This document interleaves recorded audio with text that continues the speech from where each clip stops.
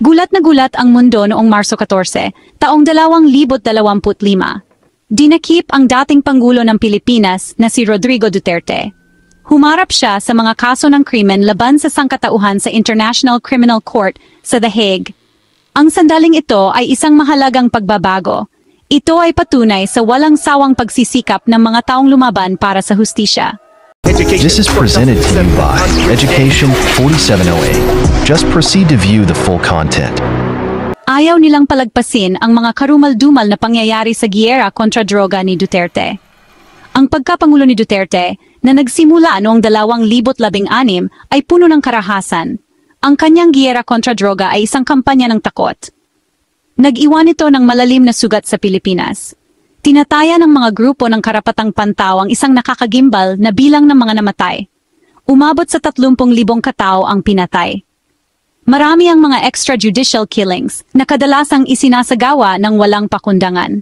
Naligo sa dugo ng mga inosente ang mga lansangan. Takot ang naghari sa bawat sulok ng lipunan.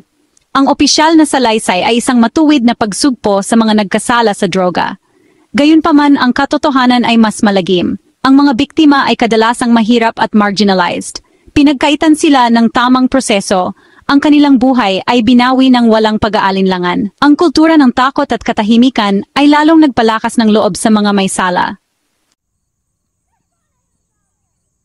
Sa gitna ng kadiliman, lumitaw ang mga tinig ng katapangan. Ang mga individual na ito ay nangahas na hamunin ang kalupitan ng rehimeng Duterte. Ipinaglaban nila ang mga biktima. Hiningi nila ang hustisya. Isa sa mga tinig na ito ay kay Senadora Leila de Lima. Isang maring kritiko ng mga patakaran ni Duterte, pinangunahan niya ang investigasyon ng Senado sa mga pagpatay. Ang investigasyon ni de Lima ay nagbigay liwanag sa mga karumal-dumal na pangyayari sa giyera kontra droga. Ang kanyang mga aksyon ay naging dahilan upang siya ay maging target. Noong 2017, siya ay inaresto sa mga gawa-gawang kaso ng droga. Marami ang nakakita nito bilang isang tahasang pagtatangka na patahimikin siya. Sa kabila ng 6 na taon sa bilangguan, tumanggi si De Lima na mapatahimik. Ang kanyang dinatitinag na espiritu ay nagbigay inspirasyon ng pag-asa sa harap ng pang-aapi. Isa pang matapang na tao ay si Padre Flaviano Villanueva. Bilang isang paring Katoliko, nasaksihan ni Villanueva ang pagkawasak ng giyera kontra droga. Binuksan niya ang mga pinto ng kanyang simbahan para sa mga pamilya ng mga biktima. Nag-alok siya sa kanila ng aliw at suporta. Dahil sa kanyang pananampalataya, alam ni Villanueva na kailangan niyang kumilos. Kabilang siya sa nagtatag ng Project Arise. Ang layunin ng inisyatibong ito ay ang paghukay sa mga bangkay ng mga biktima ng giyera kontra droga. Ang mga pagsisikap ni Villanueva ay nagdulot sa kanya upang makipagtulungan kay Dr. Raquel Fortin. Isang kilalang forensic pathologist, si Fortin ay kilala sa kanyang maingat na pamamaraan. Hiningi ni Villanueva ang kanyang kadalubasaan sa pagsusuri sa mga nahukay na bangkay. Magkasama, umaasa silang matuklasan ang katotohanan sa likod ng mga pagpatay. Nakakagulat ang mga natuklasan ni Fortin. Ipinakita ng kanyang mga pagsusuri ang isang pattern ng mga hindi pagkakapare-pareho. Kadalasan, salungat ang mga opisyal na ulat sa ebidensya. Naglilista ang mga death certificate ng mga maling sanhi ng kamatayan. Naging malinaw na maraming biktima ang pinatay ng walang tamang proseso. Ang trabaho ni Fortin ay nagbigay ng mahalagang ebidensya. Hinamon nito ang opisyal na salaysay ng giyera kontra droga. Ang husay ni Fortin sa agham, kasama ang di matitinag na pananampalataya ni Villanueva, ay lumikha ng isang malakas na puwersa. Ang kanilang kolaborasyon ay nagpakita ng kahalagahan ng paghahanap ng katotohanan at hustisya. Ang kanilang mga pagsisikap ay nakatulong upang ilantad ang mga kasinungalingan at pagtatakip. Binigyan nila ng boses ang mga walang boses. Ang mga pagsisikap ni De Lima, Villanueva, Fortin at ng marami pang iba ay hindi napapansin. Tumaas ang internasyonal na presyon sa gobyerno ng Pilipinas. Naglunsad ang ICC ng investigasyon sa mga pagpatay sa giyera kontra droga. Sa wakas, noong 2025, inaresto si Duterte. Napilitan siyang managot sa kanyang mga krimen. Ang pag-aresto kay Duterte, isang tagumpay para sa mga pamilya ng mga biktima. Ito ay patunay sa katapangan ng mga taong nangahas na magsalita. Ipinakita nito ang kapangyarihan ng sama-samang pagkilos at ang kahalagahan ng pananagutin ang mga pinuno sa kanilang mga aksyon. Malayong matapos ang laban para sa hustisya. Ang mga sugat na dulot ng rehimeng Duterte ay aabutin ng mga henerasyon bago maghilom. Ngunit ang mga pangyayari noong Marso 14, 2025 ay nag-alok ng isang sinag ng pag-asa. Nagsilbi itong paalala na kahit sa harap ng labis na kalupitan, ang diwa ng tao ay maaring manaig. Magpapatuloy ang paghahanap ng katotohanan at hustisya. Kung nakatulong sa iyo ang video na ito, pindutin ang like button at ang notification bell icon, mag-subscribe at mag-share. May mga tanong ba? Ilagay ang mga ito sa comments sa ibaba at sasagutin ito ng naayon. Manatiling nakaantabay dahil susunod naming pag-uusapan ang mga update sa kaso ni Duterte sa ICC. What makes a witness? Is it enough to see the truth, or must you survive it too? In the case against former Philippine President Rodrigo Duterte at the International Criminal Court, the answer lies in a powerful coalition of insiders, whistleblowers, and survivors. This isn't just a list of names. This is a network built on courage, sacrifice, and a deep desire for justice. Let's take a closer look at how these witnesses are not just standing alone, but supporting each other's truths. Two of the most explosive witnesses come from within the very machinery that powered Duterte's war on drugs.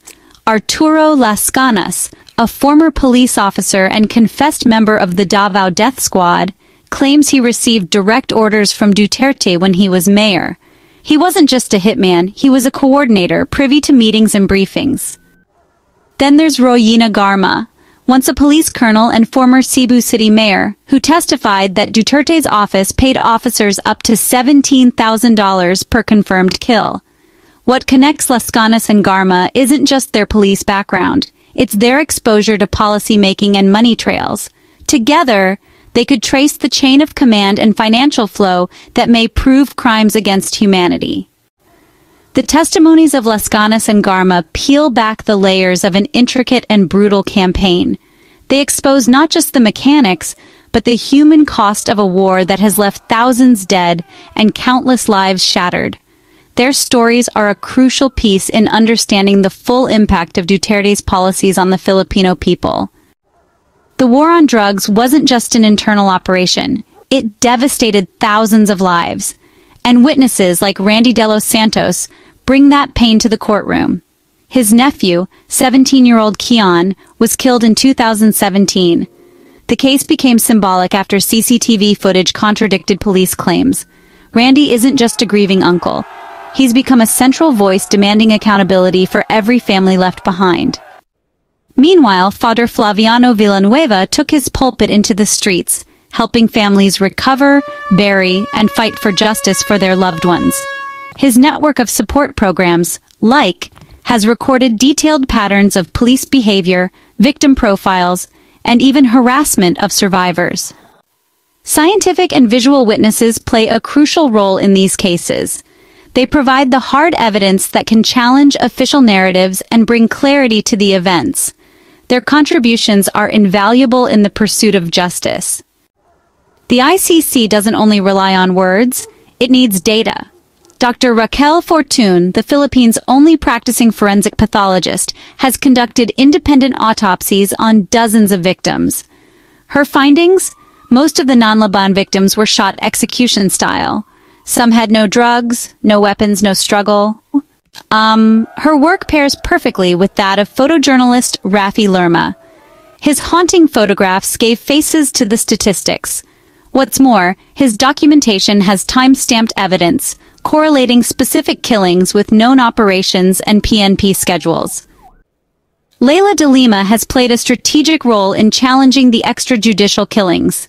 As a former Secretary of Justice and Senator, she has been a vocal critic of the administration's policies.